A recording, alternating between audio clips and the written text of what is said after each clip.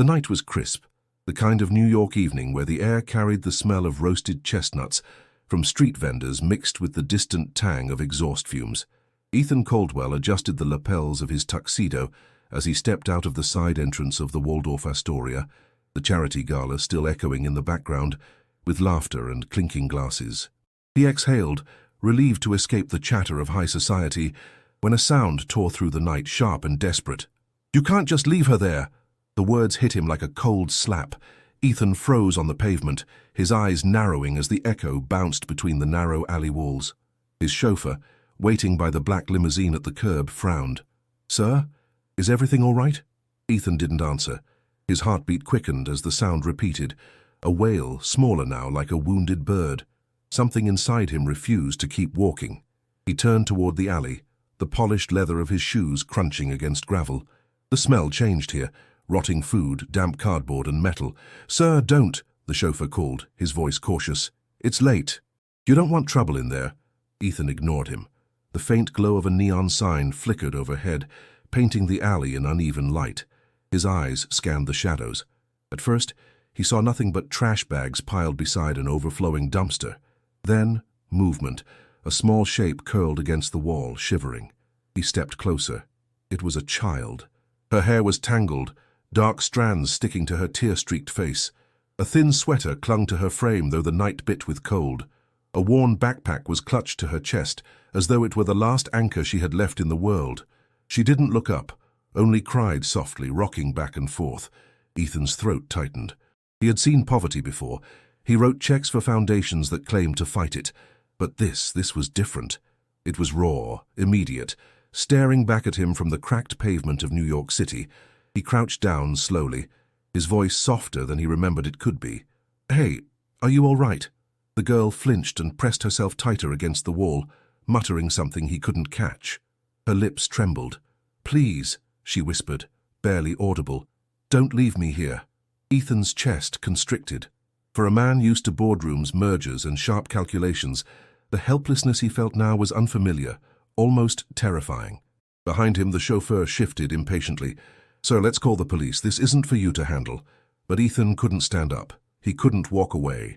Something deep inside anchored him to this moment. At that instant, I want to pause and invite you. If stories like this capture your heart, make sure you subscribe to the channel. We'll continue exploring powerful journeys like Ethan's, stories that prove how a single choice can change a life forever. Ethan extended his hand cautiously, his palm open, empty. "No one's going to hurt you. What's your name?" The girl shook her head violently, her body tensing like she expected a blow. "Okay," he said quickly, lowering his voice. "That's all right. You don't have to tell me anything. I don't want to leave you here." She looked at him then, just for a second. Wide brown eyes filled with fear and exhaustion. That fleeting glance rooted him to the spot more than any contract or fortune he had ever earned. The city's noise seemed distant, muted, as if the world had narrowed to this single alley, and the fragile life crouched before him. Ethan realized in that moment that he was standing at a crossroad, though no one else could see it. One path would lead him back to his limousine, to comfort, safety, and the life he had built. The other, into unknown territory that wealth couldn't prepare him for. The child whimpered again, clutching her backpack tighter. Ethan swallowed hard. For the first time in years, he didn't know what the right decision was, and yet deep down he already knew he could not walk away. The girl's sobs echoed faintly, carried by the chill that settled between the brick walls. Ethan crouched lower, keeping his voice calm, though his pulse drummed in his ears. "I'm not going to hurt you," he said gently. "You don't have to be afraid." But she didn't answer. She only buried her face deeper into her knees, her small fingers gripping the torn strap of her backpack as though it was all she had left. Behind him, the chauffeur spoke again, sharper this time. "Mr. Caldwell, please. Let the authorities handle this. Kids like her, there are systems for that." Ethan shot him a glance over his shoulder. "Systems?" The word came out bitter, sharper than intended. He turned back to the child. "She's freezing, she's hungry. What system is taking care of her tonight?" The chauffeur muttered something under his breath but stayed back. Ethan tried again. "Listen, I just want to help. I can take you somewhere warm, maybe get you something to eat. Do you like pizza?" For the first time, the girl stirred. Her eyes lifted slightly, hesitant, wary. But then, just as quickly, she recoiled. pressing herself tighter into the corner. From the restaurant's back door, a worker in a stained apron stepped out to dump trash bags. He glanced at Ethan, then at the girl, and shrugged. "She's been hanging around here for days. Cops came once, but she always slips away. Best to leave it." "Not your problem, man." Ethan straightened, incredulous. "Not my problem." His voice rose before he caught himself. He lowered it, but the words carried an edge. "That's a child. Someone's daughter." The worker raised his hands as if to say it wasn't his business, then disappeared back inside, the door slamming shut. Ethan crouched again, lowering himself until his eyes were level with hers. "I don't know who left you here," he said softly, "but you don't deserve this. No one does." The girl's lips trembled. Her voice was so faint he had to lean closer to hear. Don't let him find me." The words pierced him like glass. Ethan felt a shiver crawl down his spine, not from the cold but from the weight of her fear. Whoever she was running from, it was real. He extended his hand once more, not too close, just enough to show her she had a choice. His own hand shook slightly, not from hesitation, but from the raw awareness that this moment mattered more than any deal he had ever signed. The chauffeur sighed, pulling out his phone. "I'm calling the police. This is too much." Ethan snapped his head up. "No, not yet. Sir, with all due respect, this is dangerous.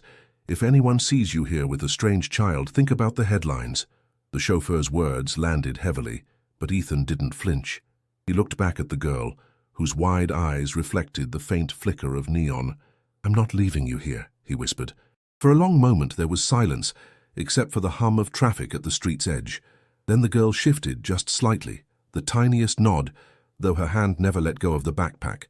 It wasn't trust, not yet, but it wasn't rejection either. Ethan felt something stir in him, something he hadn't allowed himself to feel in years. Responsibility, not as a benefactor writing checks at galas, but as a man standing before a human being who needed him. He didn't know what would come next, or if he had any right to step into her story. But one truth had already taken root inside him. Walking away was no longer an option. And though he had no plan, no answers, only questions that multiplied by the second, Ethan Caldwell made a silent promise in that alley. He would not abandon her. The limousine's polished frame reflected the dull glow of streetlights as Ethan stood frozen between two worlds, the life he knew and the one suddenly thrust upon him. The girl clung to her backpack, eyes darting toward the car as though it might swallow her whole. "Sir," the chauffeur insisted, stepping closer, voice edged with urgency, "please think this through. You can't take her. This isn't a boardroom deal you can control." Ethan turned, his jaw set. "I know exactly what this isn't." His gaze flicked back to the child, who hugged herself against the biting wind. The chauffeur's words echoed in his mind, yet they collided with memories he rarely allowed to surface. Flashes of his own youth came back uninvited. A cramped Ohio apartment that smelled of mildew, his mother working 2 jobs just to keep the lights on, nights when hunger gnawed at him because his stepfather had spent the grocery money on alcohol. He remembered the shame, the loneliness, the way people pretended not to see. He looked at the girl again, that hollow, desperate look in her eyes. It was too familiar. Ethan crouched once more. "Listen," he said softly. "It's warm in that car. Safer than here. Just a ride. That's all. You don't have to say anything." The girl's small frame trembled, caught between fear and exhaustion. Finally, with movements slow and guarded, she stood. Her shoes were worn, the soles uneven, and as she stepped toward him, she kept one hand gripping the dumpster's edge as though anchoring herself. Ethan offered his hand but didn't push. She bypassed it, edging past him and into the limousine with wary steps. She slid into the corner of the leather seat, curling up, her backpack still pressed tight. The chauffeur hesitated at the driver's door. "You're making a mistake, sir." Ethan's voice was low, steady. "Drive." Inside, the hum of the engine felt oddly loud. The contrast struck him, the rich scent of leather, the subtle warmth from hidden vents, the glimmer of city lights through tinted glass. And in that cocoon of wealth sat a child who looked like she belonged nowhere. He leaned slightly forward. "Are you hungry?" Her eyes flicked to him, cautious, then away. Silence. "Thirsty?" He tried again. Nothing. The chauffeur caught his gaze in the rearview mirror. "Mr. Caldwell, this is dangerous. If anyone finds out you picked up a child off the street, your reputation, your business, everything you've built," Ethan cut him off. "Let them find out. What I can't live with is leaving her back there. The city rolled past outside. Glowing billboards, couples hailing cabs, a man pushing a shopping cart filled with bags. Wealth and poverty stitched together in the same streets, yet separated by invisible walls. Ethan felt the absurdity of it pressing down on him. For years he had donated money at arm's length, applauded for his generosity at galas. But now, with one frightened child shivering a few feet away, his millions felt useless. He tried once more, softer. "I'm Ethan. That's my name. You don't have to tell me yours, but I promise you no one's going to hurt you tonight." The girl shifted, pulling the backpack closer. Her eyes lingered on him for a fleeting second before turning toward the window. It wasn't acceptance, but it wasn't rejection either. As the limousine crossed into Midtown, Ethan stared at the skyline glittering against the night. Towers he had invested in gleamed with light, monuments to his success. Yet none of it had prepared him for this moment. None of it taught him how to reach a child who had learned to trust nothing and no one. And though he couldn't see the road ahead, Ethan knew this was only the beginning of a battle he couldn't ignore. The limousine glided through the city streets, headlights cutting through the night.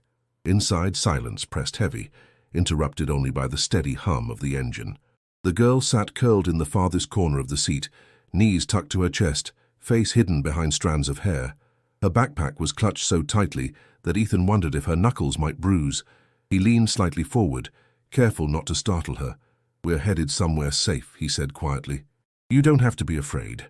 Her only response was to shift deeper into the corner, as if making herself smaller. The chauffeur glanced back in the mirror. "She hasn't said a word. Sir, this doesn't look good. We can't just show up with her. Hotels have rules. You'll be asked questions you can't answer." Ethan knew he was right.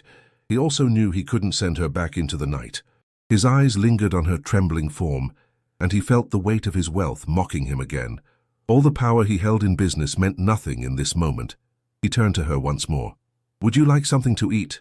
Maybe hot chocolate?" The girl's head lifted slightly at the mention of food.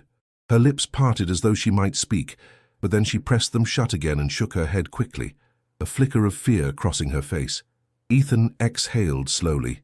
He remembered being 12 years old, hiding in his room when his stepfather raged in the kitchen, clutching his school bag as if it could shield him from the chaos. He had built walls around those memories, yet tonight they cracked open with every look at the child beside him. The limousine slowed to a stop in front of the luxury hotel Ethan often used after long nights downtown. The doorman hurried forward, ready to open the door, but Ethan held up a hand to stop him. "No," he said to the chauffeur. "Pull around to the side entrance." The car circled to the discreet entrance away from curious eyes.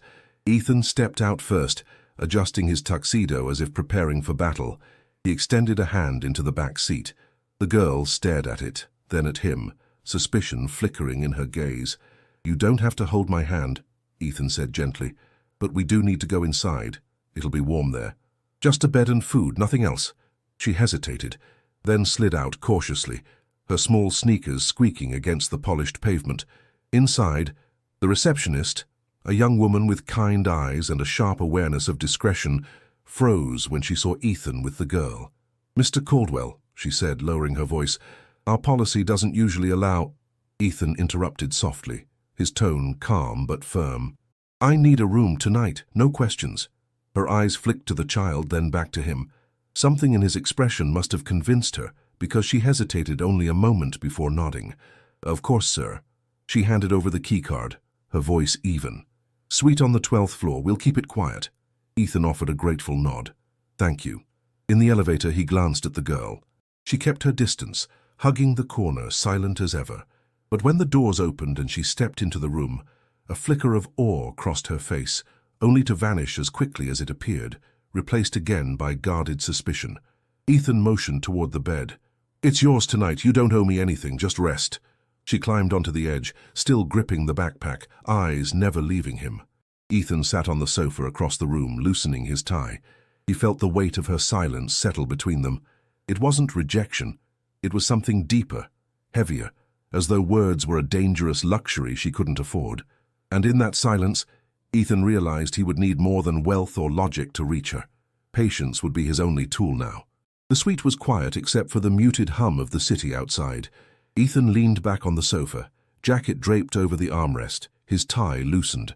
Across the room, the girl sat on the edge of the bed, her backpack still clutched like a lifeline.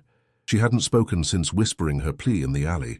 Ethan pulled his phone from his pocket, hesitating before dialing a number he hadn't used in months. The line clicked, and a familiar gravelly voice answered. "Caldwell. Thought you'd retired from needing my services." "I need information," Ethan said, keeping his tone low so the girl wouldn't hear. Discreetly. "A child. Found her alone near 54th Street, behind a restaurant. No ID, no name." There was silence on the line before the man chuckled softly. "That's not my usual line of work, Ethan. But for you, I'll see what I can dig up. Send me details." "I don't have details," Ethan admitted. He glanced toward the bed, where the girl's eyes flicked between him and the window. "She won't talk, not yet. Then you'll have to earn her trust." "Kids don't stay silent for no reason." The call ended, leaving Ethan staring at the screen, feeling more helpless than he had in years. Deals and contracts had rules. This was something else entirely. He set the phone down and crossed the room slowly. "You can use the bathroom if you'd like. There are towels, fresh water." The girl's grip on her backpack tightened. She shook her head without a word. Ethan crouched, careful not to get too close. "No one's going to take that from you," he said softly, nodding at the backpack. "It's yours." Her eyes flicked toward him, suspicious, but she didn't move. Ethan sighed, rising again.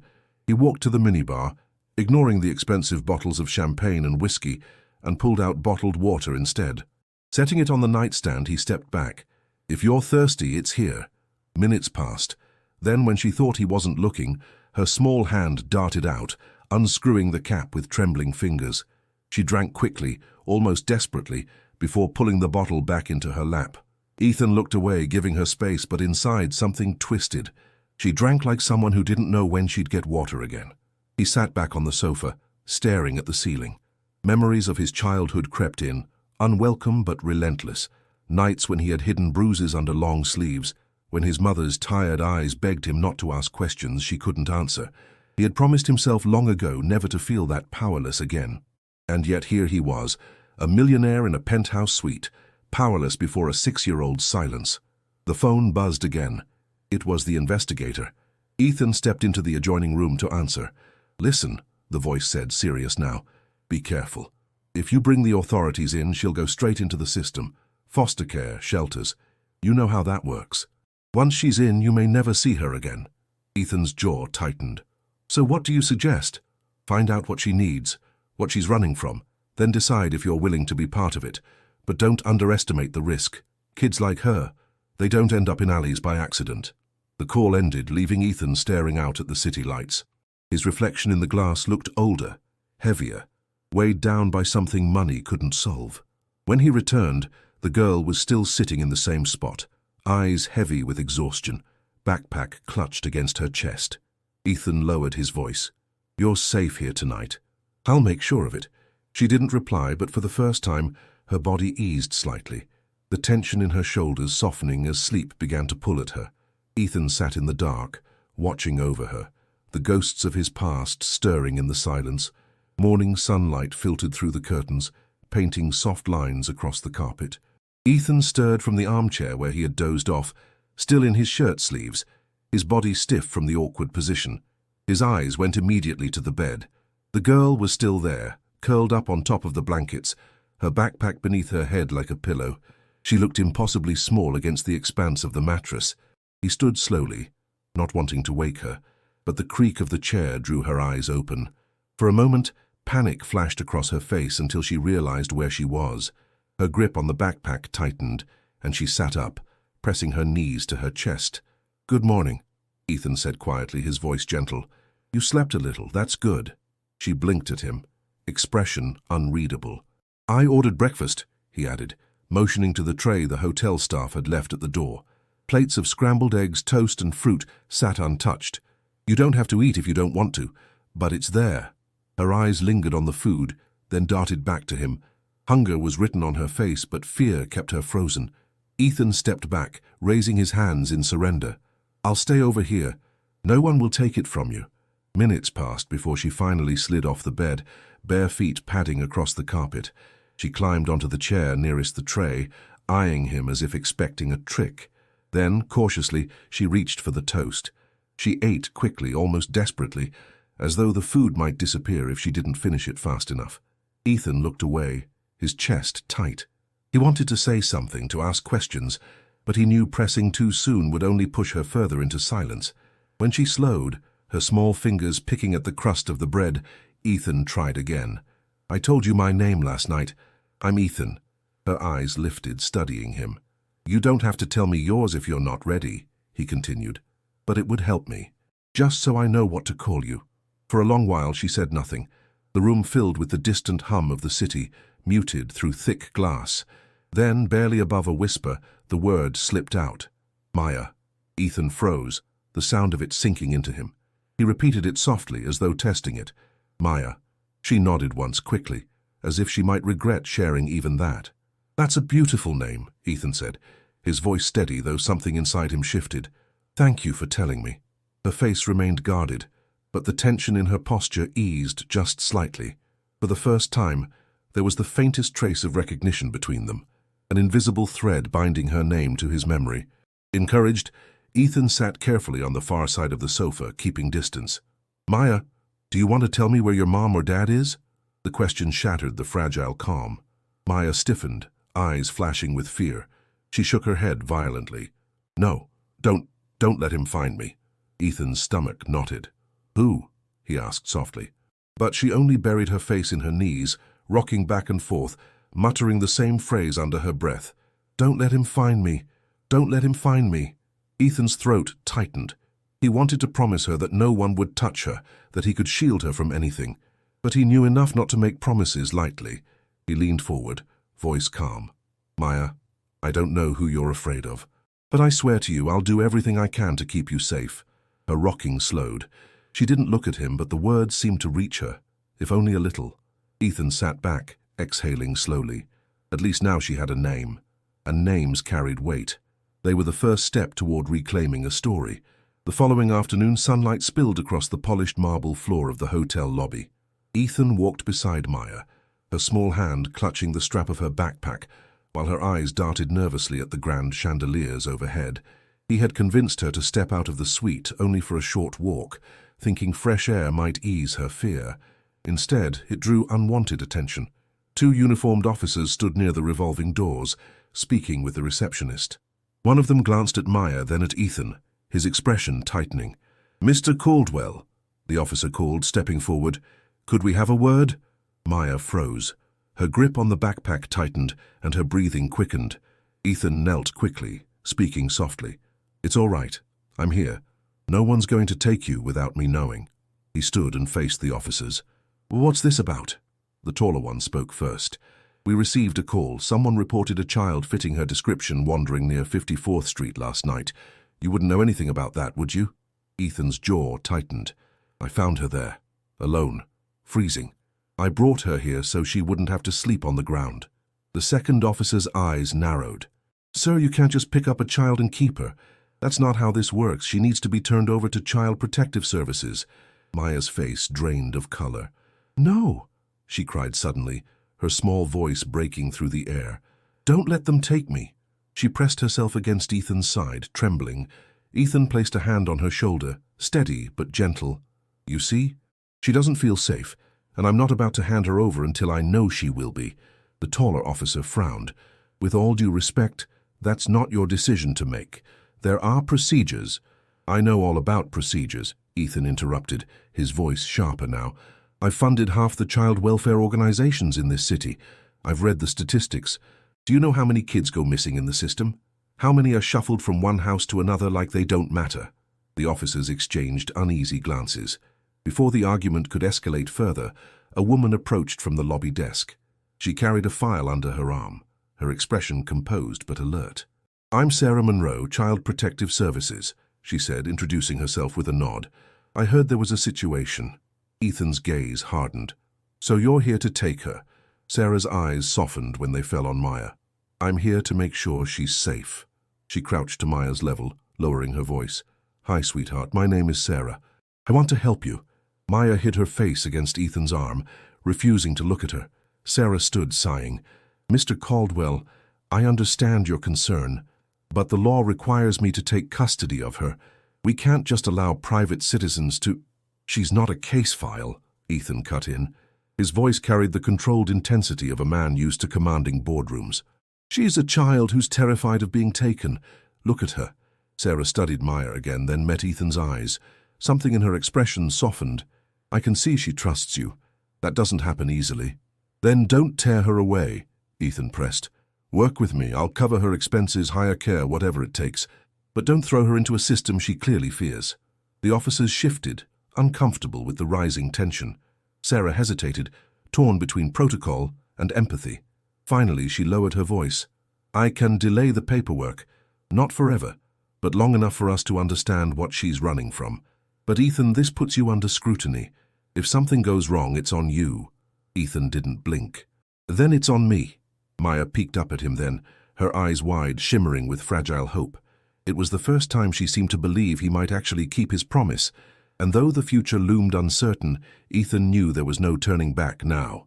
The next morning dawned with clear skies, sunlight bouncing off the skyscrapers and flooding the streets with a golden glow. Ethan decided Maya needed to see more than hotel walls. She had been silent all night, though she stayed closer to him now, her small figure a shadow at his side. "Central Park," he told the chauffeur. "Drive slow." The car rolled north, weaving through the city's pulse. Maya pressed her forehead against the glass, eyes following joggers, vendors, and children with balloons. There was a flicker of curiosity there, faint but real. When they reached the park, Ethan opened the door and waited. "We can just walk, no pressure," he said. Maya hesitated before sliding out. She clutched her backpack as always, but her steps, though cautious, carried her forward. They wandered down winding paths where trees reached skyward, their branches catching the light. Children laughed in the distance, chasing each other across the grass. Ethan pointed gently. "You ever been here?" Maya shook her head. "Want to try the swings?" Her lips pressed together, uncertain, but after a long pause she whispered, "Maybe." The single word was like a crack in stone. Ethan hid his surprise and simply nodded. "All right then." At the playground, he guided her to an empty swing. She sat stiffly at first, clutching the chains. Ethan gave a gentle push, just enough for the seat to sway. Slowly, Maya's shoulders loosened, her hair lifting in the breeze as the swing carried her higher. For the first time since he'd found her, a sound broke free that wasn't fear or silence. A laugh, soft and fleeting, but unmistakable. Ethan froze, letting it sink into him. The sound felt like sunlight after years of shadow, but joy was fragile. A siren wailed in the distance, rising and fading as an ambulance tore down Fifth Avenue. The effect on Maya was immediate. Her body stiffened, laughter cut short. She leapt from the swing, stumbling, eyes wide with panic. "Maya," Ethan called, rushing after her. She ducked under a bench, pressing herself against the ground, trembling uncontrollably. "Don't let them take me," she whispered, her voice breaking. Ethan knelt beside her, his chest tightening. "No one's taking you. That sound, it's just an ambulance. Someone's sick, not police. You're safe." Her breathing came in ragged gasps. He kept his voice calm, steady. "Look at me, Maya. Just me. Do you see any police, any danger?" She shook her head weakly, still gripping the bench leg like an anchor. Ethan reached out but stopped short of touching her. "You don't have to hide anymore. Not here. Not with me." Slowly, painfully, her breathing eased. She crawled out, her small frame collapsing against the bench. Ethan sat beside her, giving space yet keeping close enough for her to feel his presence. Minutes passed before she whispered, "You won't let them find me?" Ethan turned to her, his voice firm but tender. "No, not as long as I can help it." Her eyes lifted to his, filled with doubt but also a flicker of fragile hope. For the first time, she leaned slightly toward him, her shoulder brushing his sleeve. He didn't move, didn't dare, afraid the moment might vanish. The city bustled around them, indifferent to the quiet battle playing out on that park bench, the struggle between fear and trust, past and future. And as Ethan sat there beside Maya, he understood that protecting her wasn't just about shielding her from the outside world. It was about earning the one thing she had never been given freely: trust. By evening, the city had shifted into its nighttime rhythm, horns blaring, neon lights glowing against glass towers, streams of people rushing toward subways and late dinners. Ethan leaned back in the limousine, watching Maya press her forehead to the window. She didn't speak, but her eyes tracked everything: the flashing billboards in Times Square, the food carts steaming on street corners, the office workers clutching briefcases. Finally, Ethan broke the silence. "Would you like to see where I live?" Maya didn't answer at first. Her small fingers tapped against her backpack, an unconscious rhythm. Then she nodded, barely noticeable but enough. The car pulled into the private entrance of his penthouse building. Security guards greeted him with deference, though their eyes lingered on Maya, questions hovering but unspoken. Ethan's nod silenced them. Inside the elevator, Maya stood stiff, her reflection multiplied in mirrored walls. When the doors opened to Ethan's home, her eyes widened. Floor-to-ceiling windows framed the glittering skyline. The air smelled faintly of polished wood and citrus from the cleaner. Maya stepped in slowly, almost reluctantly, as if unsure she was allowed to touch the ground. She trailed her fingers along the edge of the sofa, but quickly pulled back as though afraid of breaking something. Ethan watched her carefully. "This is home," he said softly. "Yours too, if you want it to be." She shook her head, clutching her backpack tighter. "It's too big," he smiled faintly. "It used to feel too big for me, too. Sometimes it still does." Her eyes flicked toward him, curious but cautious. She wandered to the window, pressing her palms against the glass. The city stretched below like a living map, headlights snaking through avenues. "It looks like stars," she whispered. The simple wonder in her voice caught Ethan off guard. He hadn't looked at the skyline that way in years. To him it had always been a reminder of deals, investments, power. To Maya it was magic. "Stars," he echoed softly. "Yeah, I guess it does." He led her toward the guest room, a space designed for visitors, but untouched most of the year. "This can be yours," he said, opening the door. The bed was neatly made, a stuffed bear sitting on the pillow, a gift left behind by a business associate's child. Maya froze in the doorway, staring at the bear. Slowly she walked over and picked it up, holding it close. For the first time she set her backpack down. Ethan felt a swell of relief. It wasn't much, but it was something. Later, while she explored the room in silence, Ethan stepped into his office. His phone buzzed with messages from partners, concerns about delays, questions about his sudden absence. One message stood out. "You're distracted. This could cost us millions." He stared at the words, the weight of his empire pressing down. For years, he had lived by the numbers, profit margins, market shifts, closing deals. Now none of it seemed urgent compared to the child clutching a stuffed bear in the next room. His assistant called. "Ethan, the board is nervous. They're saying your situation might create bad press. A billionaire caught harboring a runaway. Headlines like that won't play well." Ethan's response was calm, steady. "Tell them I don't care. If they can't handle me taking care of a child, then maybe they're in the wrong business." There was silence on the other end. Then, reluctantly, "Understood." He hung up and leaned back, running a hand over his face. He knew the storm was only beginning. Business rivals circling, the media hungry for scandal. But as he glanced down the hall toward Maya's room, he realized something. For once the fight felt worth it, and though he had no idea what tomorrow would bring, Ethan knew his life had already shifted. Night fell heavy over the city, the skyline glittering like a jewel against the dark. Ethan sat in his study, the glow of his desk lamp casting sharp shadows across the walls. His phone vibrated, the investigator's number flashing. He hesitated before answering, bracing himself for whatever truth might come. The voice on the line was low, deliberate. "I found something. Her name is Maya Thompson. She's been reported missing for weeks. Her stepfather filed the report, but I dug deeper. The guy's got a record. Assault charges, restraining orders, debts up to his neck." Ethan's chest tightened. "So she wasn't just abandoned. She ran." "Most likely," the investigator replied. "And listen, Caldwell, this man isn't the type to let go easily. If he finds out you have her, it won't just be a legal fight. He's dangerous." Ethan's jaw clenched. His eyes drifted toward the hallway, where Maya's laughter, light, tentative, floated from the guest room. She had discovered the remote-controlled blinds and was pressing the button over and over, giggling as the curtains swept open and closed. The sound hit him like a fragile melody against the storm gathering in his ear. "I don't care who he is," Ethan said firmly. "He's not getting near her again." "Be smart," the investigator warned. "Men like him, they have friends. Debts tie them to people who will collect by any means necessary. If you stand in his way, you'll become a target too." Ethan hung up, tension burning in his chest.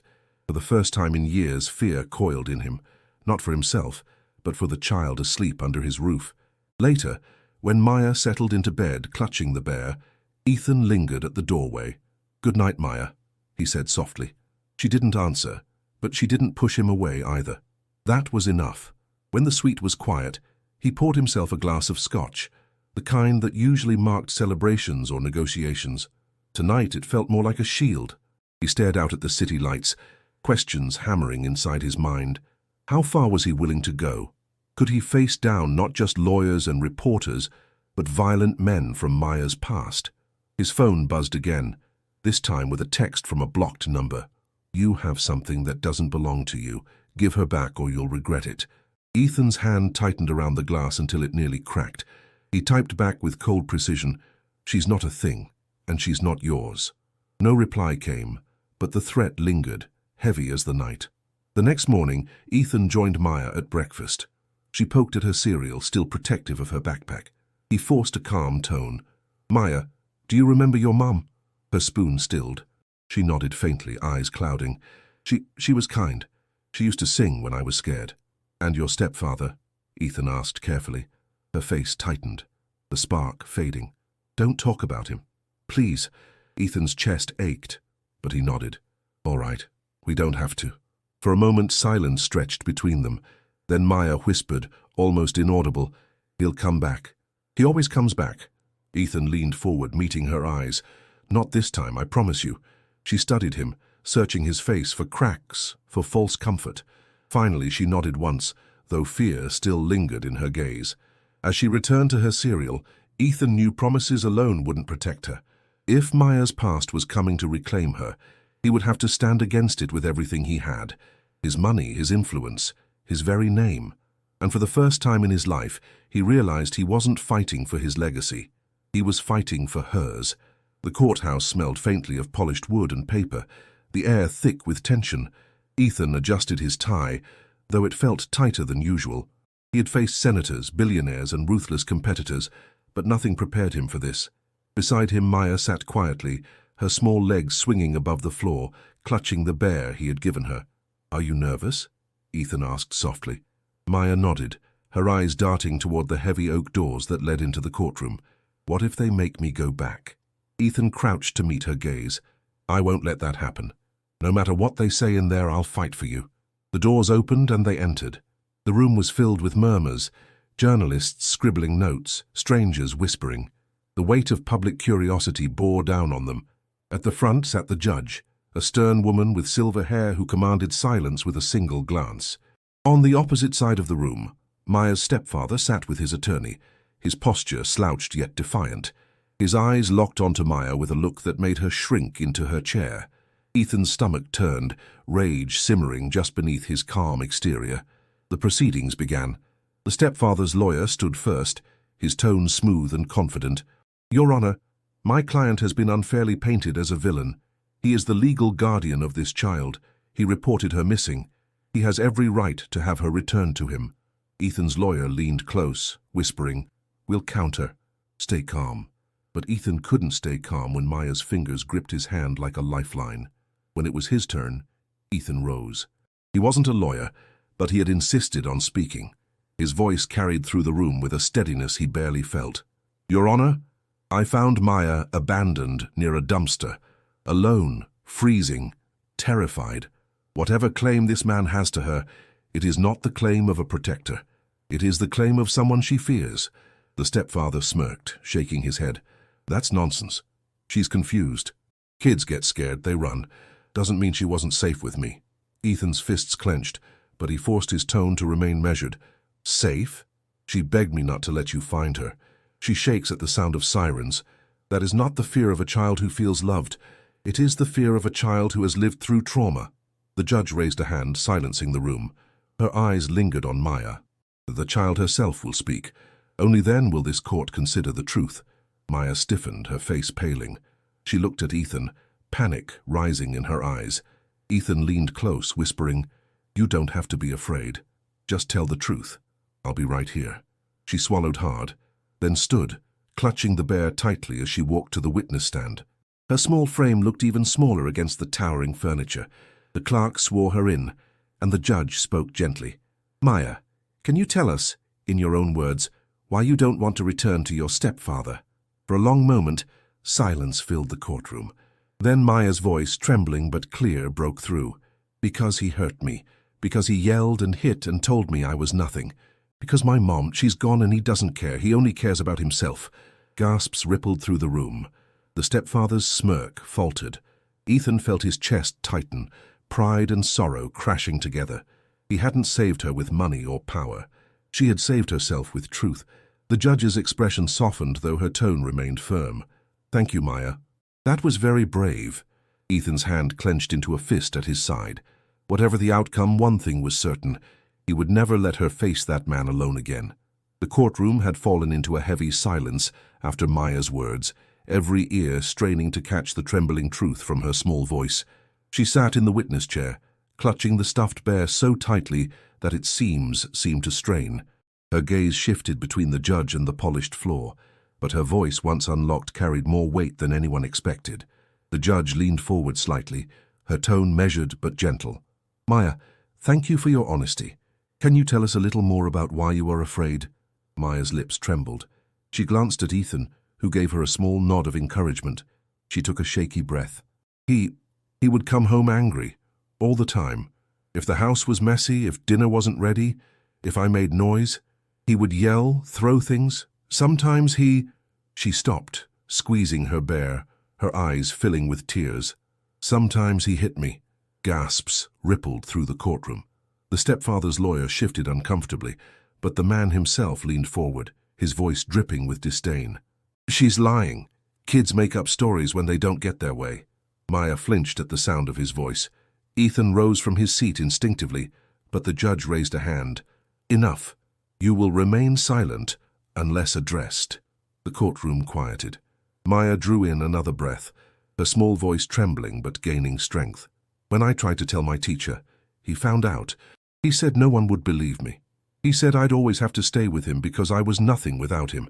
Tears slid down her cheeks, but her voice grew clearer with every word. "But he's wrong. I don't want to go back. I'd rather sleep on the street than live with him again." Ethan's throat burned, his hands clenched against the table. He wanted to run to her, shield her, but he knew she had to finish this herself. The judge's eyes softened, her gavel resting unused.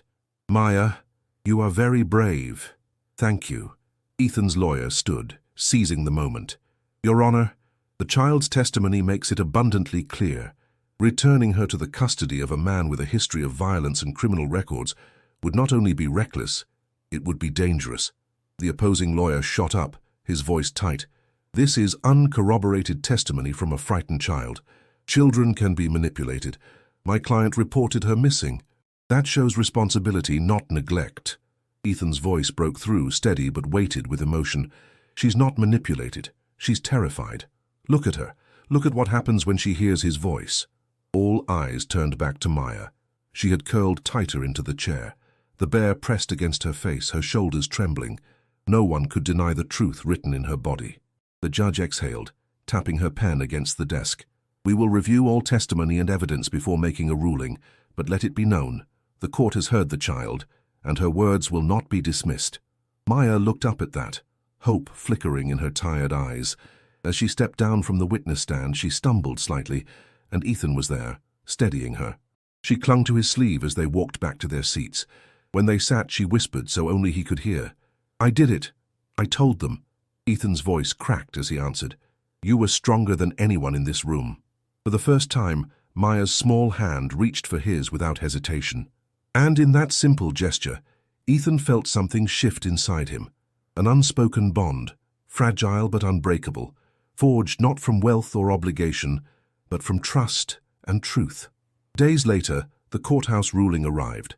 The judge granted Ethan temporary custody of Maya, a decision that came with heavy conditions: frequent evaluations, home visits from social workers, and strict monitoring. Yet to Ethan, it felt like the first real victory in a battle far from over.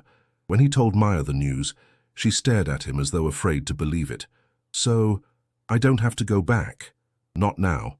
Not ever, if I can help it," Ethan said, his voice firm but gentle. She blinked rapidly, her hands tightening around the stuffed bear. For a long moment, she didn't speak. Then softly, "Thank you." Those two words struck deeper than any applause he'd ever received at a gala. The next morning, reality set in.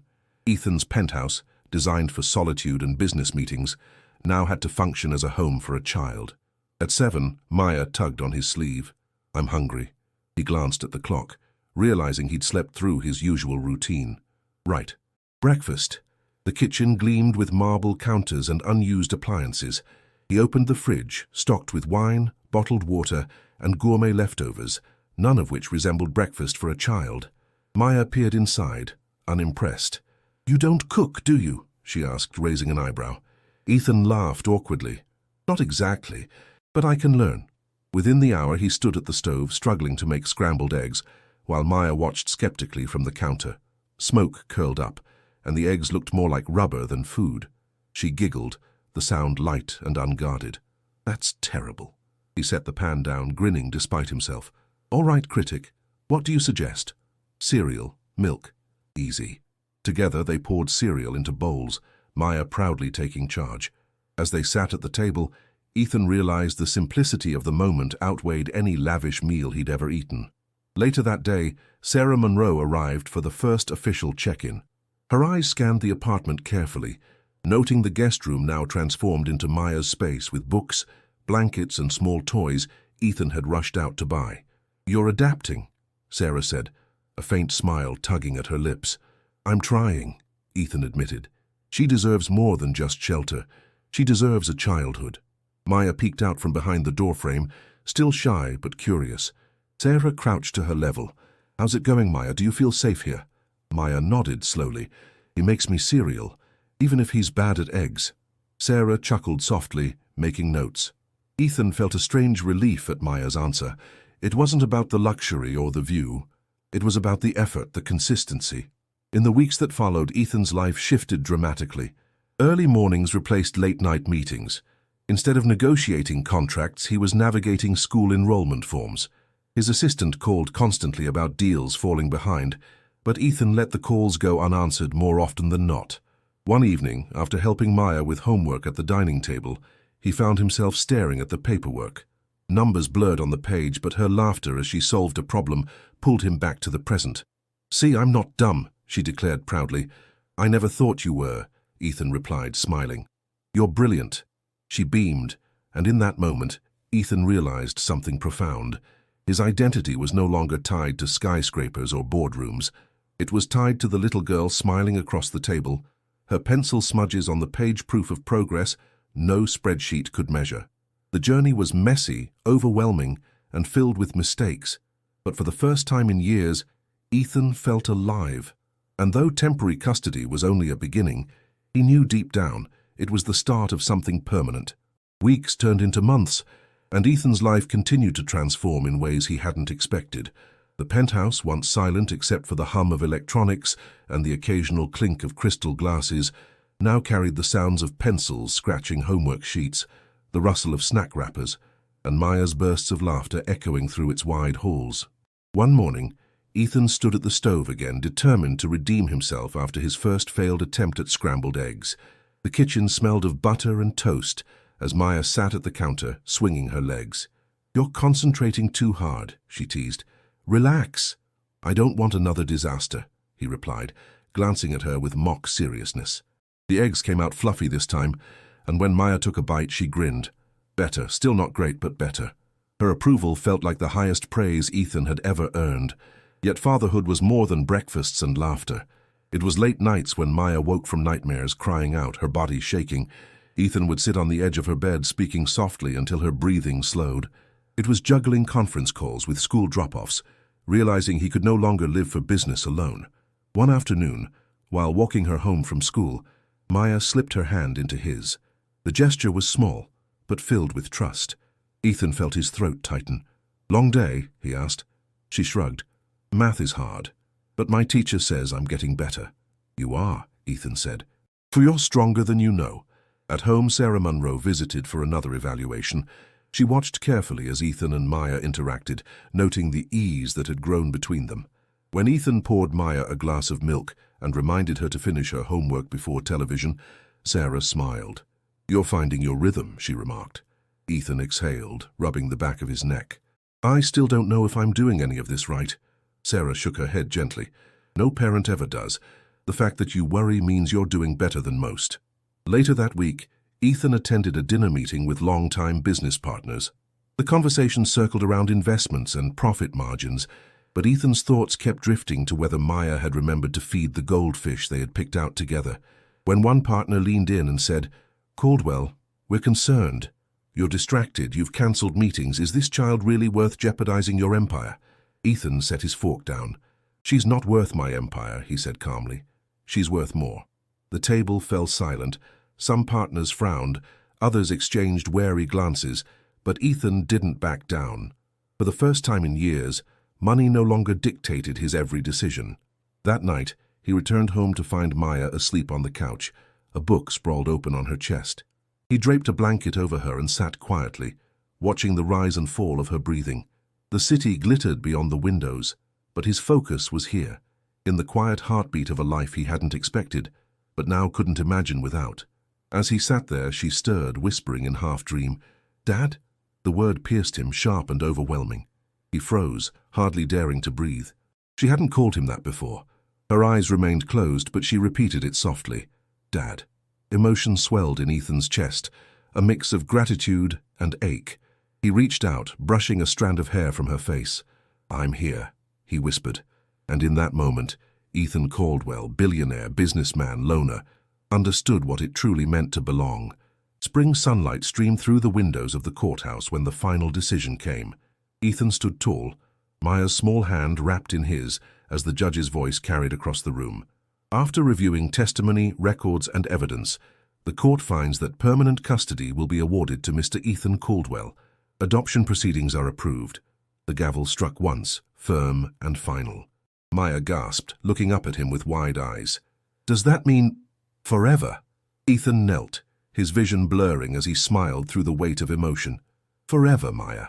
You're my daughter now." Tears welled in her eyes, but this time they weren't born of fear.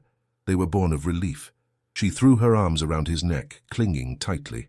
Ethan closed his eyes, holding her with all the strength he had, as though anchoring her to the life they had finally claimed together.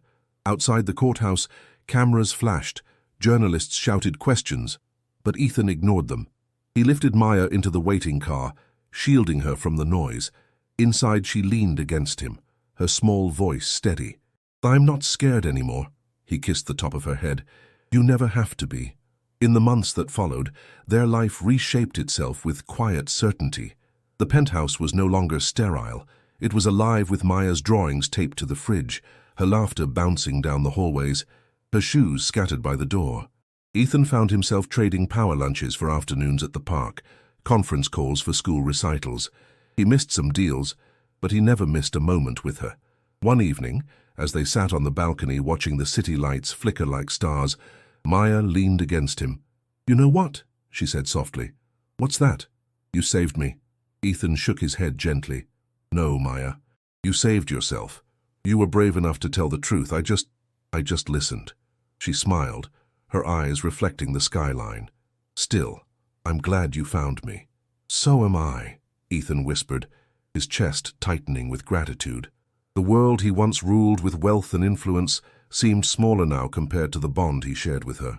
For all his millions, nothing had ever filled the hollow spaces of his life the way Maya had. She wasn't just part of his story. She had become the reason for it. As he tucked her into bed that night, Maya looked up, her voice drowsy but certain. "Good night, Dad." The word still carried a weight that humbled him every time he heard it. "Good night, sweetheart," he replied, brushing her hair back gently. Long after she drifted to sleep, Ethan sat quietly in the dim glow of her nightlight, his heart full. He thought back to the night outside the restaurant, the cry that had stopped him in his tracks, a cry he could have ignored as so many others did, but he hadn't, and that single choice had changed everything. Before I close this story, let me remind you, if this journey moved you, make sure to subscribe to the channel. These stories remind us that the smallest decisions can change lives, and I'd love to share more with you.